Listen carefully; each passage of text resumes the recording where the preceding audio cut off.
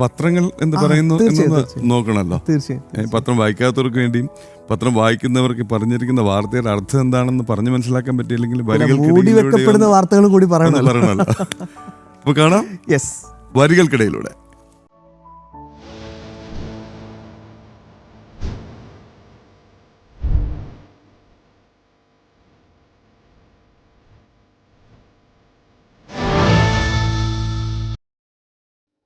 ഇതിൽ ഏറ്റവും പ്രധാനപ്പെട്ട മലയാള മനോരമയാണ് ഇപ്പോൾ ഞാൻ എടുത്തിരിക്കുന്നത്. ഇതിൽ ഇന്നലെ നമുക്കൊക്കെ ദാരുണമായ ഒരു സംഭവം അത് തന്നെയാണ് ഏറ്റവും പ്രധാനപ്പെട്ട ഒരു ഹെഡിങ്ങായി മലയാള മനോരമ നൽകിയിരിക്കുന്നത്. അവർ എന്നത്തെയും പോലെ സ്വാഭാവികമായിട്ടൊരു റൂട്ട് മാപ്പിൻ്റെ കാര്യമൊക്കെ നമ്മൾ പറയാറില്ല, അതുപോലെ ഒരു ഗ്രാഫിക്കൽ ഇൻഫോഗ്രാഫിക്സ് തീർച്ചയായും റെപ്രസെൻറ്റേഷനൊക്കെ കൃത്യമായി നൽകിക്കൊണ്ട് വിമാനാപകടം, മഹാരാഷ്ട്ര ഉപമുഖ്യമന്ത്രി അജിത് പവാർ കൊല്ലപ്പെട്ടു, കത്തി അമർന്നു എന്നതാണ് ഏറ്റവും വലുതായിട്ട് അവർ ലീഡ് ഹെഡായിട്ട് കൊടുത്തിരിക്കുന്നത്. എനിക്ക് തോന്നുന്നു വളരെ ഇൻ ഡീറ്റെയിൽ ആയിട്ട് തന്നെ എന്താണ് സംഭവിച്ചത്, അദ്ദേഹം ആരായിരുന്നു, അജിത് പവാർ മറാത്ത രാഷ്ട്രീയത്തിലൊരു അതികായനായിരുന്നു എന്നതൊക്കെ അദ്ദേഹം കൃത്യമായി തന്നെ നൽകിക്കൊണ്ട് ഒരു സമഗ്രമായൊരു കവറേജാണ് മനോരമ ഒരുക്കിയിരിക്കുന്നത്. രണ്ടാമത്തെ ലീഡ് വാർത്ത നമ്മൾ നേരത്തെ തന്നെ സംസാരിച്ചതുപോലെ സിൽവർ ലൈൻ ഉപേക്ഷിച്ച് സർക്കാർ അതിവേഗം മറ്റൊരു റെയിൽ. അത് നേരത്തെ ചോദിച്ചതുപോലെയാണ്, ഇത് വരുമോ ഇല്ലയോ, ലളിതമായി ഒന്ന് പറയൂ എന്ന് ചോദിച്ചതുപോലെ അത് മനോരമ കൊടുത്തിട്ടുണ്ട്. അതിവേഗം മറ്റൊരു റെയിൽ എന്നൊരു മനോരമയുടെ ഒരു ട്രിക്കി ഒരു ഇതും കൂടിയുണ്ട് ആ ഒരു ഹെഡിങ്ങിൽ, അതിവേഗം മറ്റൊരു റെയിൽ. തീർച്ചയായും മനോരമയുടെ രാഷ്ട്രീയമൊക്കെ നമുക്ക് അതിനകത്ത് കാണാം. തിരുവനന്തപുരം കാസർഗോഡ് RRTS എന്നൊരു പ്രഖ്യാപനം, തെരഞ്ഞെടുപ്പ് ലക്ഷ്യമിട്ട് പുതിയ പാതയുടെ പ്രഖ്യാപനം, പൊളിറ്റിക്സ് കൃത്യമായി മനോരമ അവിടെ പറയുകയും ചെയ്യുന്നുണ്ട്. സ്വാഭാവികമായിട്ട് ഇവിടെയും ഒരു ഗ്രാഫിക്കൽ റെപ്രസെൻറ്റേഷനൊക്കെ നമ്മളെപ്പോഴും മനോരമയോട് പറയാറുണ്ട്. അത് അറിയണമെങ്കിൽ റൂട്ട് മാപ്പ് അറിയണമെങ്കിൽ മനോരമ പത്രത്തിൽ വിളിച്ചു ചോദിച്ചാൽ പോരെ. ട്രോള് തന്നെ പിന്നെ സ്വാഭാവികമായിട്ടും ശബരിമല സംഘടിത സ്വർണ്ണക്കൊള്ളയുമായി ബന്ധപ്പെട്ട് എൻഫോഴ്സ്മെന്റ് ഡയറക്ടറേറ്റിന്റെ വളരെ പ്രധാനപ്പെട്ട ഒരു വാർത്ത കൂടി മനോരമ ഉൾപ്പെടുത്തിയിട്ടുണ്ട്. ED മുൻ ദേവസ്വം മന്ത്രി കടകംപള്ളി സുരേന്ദ്രനെതിരെ നോട്ടീസ് അയക്കും എന്നതാണ് വളരെ പ്രധാനപ്പെട്ട ഒരു പോയിന്റ്. എനിക്ക് തോന്നുന്നു ഈ വിഷയത്തിൽ മനോരമ മാത്രമാണ് ഇങ്ങനൊരു എഡ്ജ് കൈനിട്ടടിച്ചതാണോ എന്നറിയില്ല. എന്തായാലും ഇങ്ങനൊരു എഡ്ജിലേക്ക് കാര്യങ്ങൾ ഇപ്പോൾ കൊണ്ടുവന്നത് മനോരമയാണ്.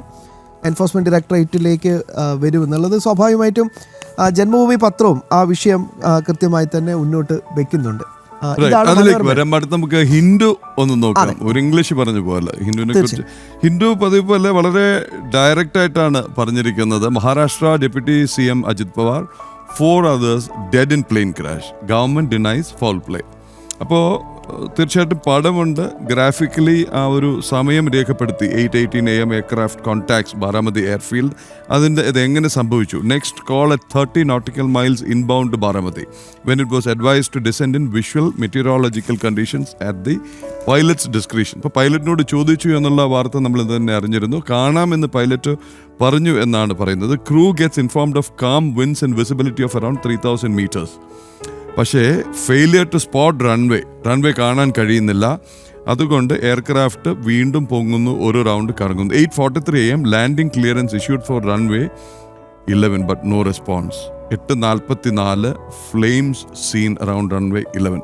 എല്ലാം വളരെ പെട്ടെന്നായിരുന്നു, നിമിഷങ്ങൾ കൊണ്ട്. 8:18 ബാരാമതി എയർഫീൽഡിനെ ബന്ധപ്പെടുകയായിരുന്നു ചെയ്തത് എയർക്രാഫ്റ്റ്. ആദ്യം കാണാൻ കഴിയില്ലെന്ന് പറയുന്നു, പിന്നെ പൈലറ്റ് തന്നെ കൺഫേം ചെയ്തു എന്നാണ് റിപ്പോർട്ട്. കാണാൻ കഴിയുന്നുള്ളത്. ഇത് ശ്രദ്ധിക്കേണ്ടത് മംഗലാപുരത്ത് സംഭവിച്ചതുപോലെ തന്നെ ഇതൊരു ടേബിൾ ടോപ്പ് എയർഫീൽഡ് ആണ്.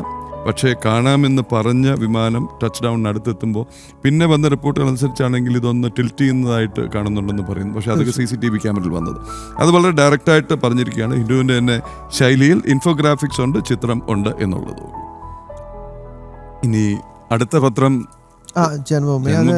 ഞാൻ നോക്കുകയായിരുന്നു, കാരണം ഇതിൽ ഏറ്റവും പ്രധാനപ്പെട്ട പോയിന്റ് ഇന്നലെ പലയിടങ്ങളിൽ, പാലക്കാട്ടും മറ്റു പ്രധാനപ്പെട്ട ഇടങ്ങളിലൊക്കെ പോപ്പുലർ ഫണ്ട് കേന്ദ്രങ്ങളിൽ റെയ്ഡ് നടത്തിയിരുന്നു. മനോരമ അത് മിസ്സായിട്ടുണ്ട്. നോക്കേണ്ടി വരും.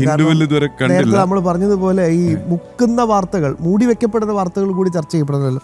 എന്തായാലും ജന്മഭൂമി അത് വളരെ പ്രധാനപ്പെട്ട ഒരു വാർത്തയായിട്ട് അവരുടെ ഫ്രണ്ട് പേജിൽ തന്നെ കൊടുത്തിട്ടുണ്ട്. സൂപ്പർ ലീഡായിട്ട് കൊടുത്തിരിക്കുന്നത് അജിത് പവാറിന് വിട, വിമാനാപകടത്തിൽ ദാരുണാന്ത്യം എന്ന ലീഡ് വാർത്ത തന്നെയാണ്. അപ്പോൾ പോപ്പുലർ ഫ്രണ്ട് കേന്ദ്രങ്ങൾ NIA റെയ്ഡ്. ഇന്നലെ പട്ടാമ്പി ഉൾപ്പെടെയുള്ള സ്ഥലങ്ങളിൽ പോപ്പുലർ ഫ്രണ്ടിൻ്റെ പ്രധാനപ്പെട്ട ഒളിവിൽ പോയ അവരുടെ നേതാക്കന്മാരെയൊക്കെ തെരഞ്ഞുള്ള വളരെ പ്രധാനപ്പെട്ട റെയ്ഡ് ഇന്നലെ കേരളത്തിൽ നടത്തിയിരുന്നു. അത് ജന്മഭൂമി വളരെ ഗംഭീരമായി തന്നെ ആ വാർത്ത കവർ ചെയ്തിട്ടുണ്ട്. പിന്നെ രാഷ്ട്രപതിയുടെ നയപ്രഖ്യാപനമാണ് ഇന്നലെ. എനിക്ക് തോന്നുന്നു അത് മനോരമ വല്ലാതെ മിസ് ചെയ്തിട്ടുണ്ട്. നമ്മുടെ രാജ്യം കൃത്യമായി തന്നെ മുന്നോട്ട് കുതിക്കുന്നതിന്റെ ഒരു റോഡ് മാപ്പ് പ്രമുഖമായ പേജുകളിലൊന്നും ഒന്നുമില്ല. അപ്പം പക്ഷേ ജന്മഭൂമി അത് കൃത്യമായി തന്നെ പോയിന്റ് ഔട്ട് ചെയ്തിട്ടുണ്ട്. വെല്ലുവിളികൾ മറികടന്നും മുന്നേറ്റം രാഷ്ട്രപതി, ഒപ്പം നമ്മുടെ സർക്കാരിൻ്റെ ശക്തമായിട്ടുള്ള ക്ഷേമ പദ്ധതികളൊക്കെ പുകഴ്ത്തിക്കൊണ്ട് ബഹുമാനപ്പെട്ട രാഷ്ട്രപതിയുടെ നയപ്രഖ്യാപനം അത് കൃത്യമായി തന്നെ കവർ ചെയ്തിട്ടുണ്ട്. ഒപ്പം ഇന്ന് സംഭവിക്കാൻ പോകുന്ന കാര്യങ്ങളും ജന്മഭൂമിയും വളരെ ഡീറ്റെയിൽ ആയിട്ട് പറയുന്നുണ്ട്. പ്രധാനമന്ത്രി മാധ്യമങ്ങളെ കാണുന്നത് സാമ്പത്തിക സർവേ റിപ്പോർട്ട് ഇന്ന് ടേബിളിൽ വെക്കുമെന്ന കാര്യമൊക്കെ പറയുന്നുണ്ട്. കേരളിൻ്റെ മറ്റൊരു പ്രധാനപ്പെട്ട പോയിന്റ്, അത് ജന്മഭൂമി അത് കൃത്യമായി തന്നെ ഫ്രണ്ട് പേജിൽ തന്നെ ഉൾപ്പെടുത്തിയിട്ടുണ്ട്. കേരളയിൽ പൊളിഞ്ഞു, അതിവേഗ റെയിലുമായി സർക്കാർ. നേരത്തെ ചോദിച്ചതുപോലെ തന്നെ പിന്നെ എന്തിനായിരുന്നു ഈ മഞ്ഞക്കുറ്റി അടുക്കളയെ കൊണ്ടുപോയി സ്ഥാപിച്ചെന്നൊരു ചോദ്യം വളരെ പ്രധാനം. അതിലും തന്നെ അഴിമതിയാണ്. ഒരു കുറ്റിക്ക് ഏതാണ്ട് 5000 രൂപയാണ് ചെലവ്. അപ്പൊ എത്ര കുറ്റി പിന്നെ വേറൊരു അന്വേഷണം ബാക്കിയാണ് വേണ്ടി വരും. എന്തായാലും അതിലും വലിയ അഴിമതിയുണ്ട്, മഞ്ഞക്കുറ്റി അഴിമതി. അല്ല, ഇതാണ് നമ്മൾ കഴിഞ്ഞ ദിവസം പറഞ്ഞത്. ഈ മഞ്ഞക്കുറ്റി എന്ന് പറയുമ്പോൾ കേവലം തമാശയ്ക്ക് അപ്പുറത്തേക്ക് ഞാൻ മനസ്സിലാക്കിയ അനുസരിച്ചാണെങ്കിൽ ഏതൊക്കെ ഭൂമിയിൽ ഈ മഞ്ഞക്കുറ്റി വീണോ ആ ഭൂമിയുടെ സകല വിക്രയവും മരവിപ്പിച്ചിരിക്കുകയാണ്. അത് വിൽക്കാൻ കഴിയില്ല, അത് പണയം വെച്ച് വായ്പ എടുക്കാൻ കഴിയാത്ത അവസ്ഥയൊക്കെ ഉണ്ടായിരുന്നു. അത് മാറിയോ എന്നുള്ളത് നമ്മൾ അന്വേഷണം നടത്തേണ്ടതുണ്ട്. ഇനി ഈ മഞ്ഞക്കുറ്റി സ്ഥാപിച്ച് ഉണ്ടാക്കിയ പ്രക്ഷോഭങ്ങൾ, ഞാൻ എൻ്റെ ഭൂമിയിൽ ഒരു ന്യായവുമില്ലാതെ ഇതുകൊണ്ട് സ്ഥാപിക്കുന്നു, മുന്നറിയിപ്പില്ലാതെ, അതിനെതിരെ ജനങ്ങൾ സംഘടിച്ച് സമരം ചെയ്തതിൻ്റെ പേരിലെടുത്ത കേസുകൾ അനവധിയുണ്ട്. 3, എനിക്കുണ്ടായ നഷ്ടം എത്ര, എൻ്റെ എന്തൊക്കെ ആവശ്യങ്ങൾ നടക്കാതെ പോയി, വിവാഹമുണ്ടോ, ഭവന നിർമ്മാണമുണ്ടോ, കുട്ടികളുടെ വിദ്യാഭ്യാസമുണ്ടോ, ഇതും അന്വേഷിക്കണം. ഇതിനുത്തരം പറയേണ്ടതുമുണ്ട്. ഏതായാലും അടുത്ത മാതൃഭൂമി പത്രത്തിലേക്കാണ് നീങ്ങുന്നത്. ലീഡ് സ്വാഭാവികമായിട്ടും അജിത് പവാറിന് വിമാനാപകടത്തിൽ ദാരുണാന്ത്യം, നോവായി ദാദ എന്നുള്ളതാണ് അവരതിൻ്റെ പ്രധാന ടൈറ്റിലായി, കുറച്ചുകൂടെ ഇമോഷണലായിട്ട് നോവായി ദാദ എന്നുള്ള. ആക്ച്വലി വളരെ അപ്രതീക്ഷിതം. കാര്യം ഇദ്ദേഹം ഹോസ്പിറ്റലൈസ്ഡ് ആയിരുന്നില്ല. അതുപോലെ തന്നെ ഇതൊന്നും എന്താ പറയുന്ന ഒരു അസുഖം അതല്ലെങ്കിൽ അങ്ങനെ ഒരു മുന്നറിയിപ്പില്ലാതെ ഒറ്റയടിക്ക് വരുന്ന വാർത്ത എന്ന് പറയുന്ന നിമിഷം കൊണ്ട് അജിത് പവാർ സഞ്ചരിച്ചിരുന്ന വിമാനം അടിയന്തര ലാൻഡിങ്ങിനിടെ ഇടിച്ചിറക്കി അപകടം, മരിച്ചു. നിമിഷങ്ങൾ കൊണ്ടാണ് മരണവാർത്ത എത്തുന്നത്. ഉൾപേജിൽ മാതൃഭൂമി ഈ രക്തസാക്ഷി ഫണ്ട് തട്ടിപ്പ് കഴിഞ്ഞ ദിവസം ഇന്നലെ ജനം TV റിപ്പോർട്ട് ചെയ്തിരുന്ന ഈ വാർത്തയാണ്. തലസ്ഥാനത്ത് തിരുവനന്തപുരത്തും പരാതി ഉന്നയിച്ചത് രക്തസാക്ഷി വിഷ്ണുവിൻ്റെ സഹോദരൻ. CPM അംഗമായ സഹോദരൻ പാർട്ടി വിട്ടു. ഈ പാർട്ടി വിട്ട സഹോദരൻ വിനോദ് ഇന്നലെ നമ്മുടെ ജനം ഡിബേറ്റിൽ വന്നിരുന്നു. പയ്യന്നൂരിൽ രക്തസാക്ഷി ഫണ്ടിൽ തട്ടിപ്പ് നടത്തിയെന്ന ആരോപണം CPM-നെ കുഴയ്ക്കുന്നതിനിടയിൽ സമാന പരാതി തിരുവനന്തപുരത്തും ഉയരുന്നു. രക്തസാക്ഷിയുടെ സഹോദരനാണ് തിരുവനന്തപുരത്ത് CPM നേതാക്കൾക്കെതിരെ പരാതി ഉയർത്തിയിട്ടുള്ളത്. എന്തായാലും ഈ പരാതി പാർട്ടിക്കുള്ളിൽ ഉണ്ടായപ്പോൾ അതേക്കുറിച്ച് അന്വേഷിച്ച് രവീന്ദ്രൻ നായർക്ക് വീഴ്ച പറ്റിയെന്ന് കണ്ടെത്തിയിരുന്നു ആരോപണ വിധേയനായ രവീന്ദ്രൻ നായർ. പക്ഷേ അദ്ദേഹത്തെ സസ്പെൻഡ് ചെയ്യുകയും ചെയ്തിരുന്നു എന്നാണ് പറയുന്നത്. എന്തായാലും രവീന്ദ്രൻ നായരെ CPM വീണ്ടും സംരക്ഷിക്കുന്നു എന്ന് തോന്നിയതോടെയാണ് വിനോദ് ഇപ്പോൾ പരാതി പരസ്യമാക്കി രംഗത്ത് വന്നിരിക്കുന്നത്. CITU ചുമട്ടു തൊഴിലാളി യൂണിയൻ്റെ ജില്ലാ സെക്രട്ടറിയാണ് ഇദ്ദേഹം. എന്തായാലും സ്വാഭാവികമായും ഈ ആരോപണം, ആക്ഷേപം പാർട്ടി നിഷേധിച്ചിട്ടുണ്ട്. ജില്ലാ സെക്രട്ടറി തന്നെ രംഗത്ത് വന്ന് ഈ നിഷേധം നടത്തിയിട്ടുണ്ട്. നേരത്തെ പുറത്താക്കിയത്.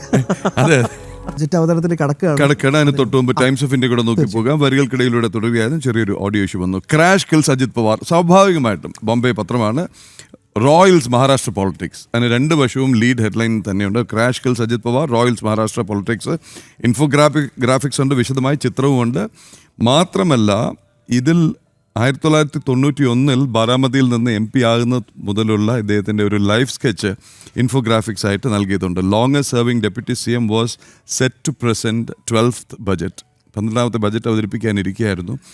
മാത്രമല്ല low visibility, tech glitch, likely causes of tragedy, black box key say experts. വേറൊന്നുമല്ല, ഈ നേരത്തെ പറഞ്ഞ കാര്യങ്ങൾ തന്നെയാണ്. വിസിബിലിറ്റിയിലുണ്ടായ കുറവ്, ടെക്നിക്കലി സാങ്കേതികമായി എന്തെങ്കിലും പ്രശ്നമുണ്ടോ എന്നുള്ളതും കണ്ടിട്ടുണ്ട്.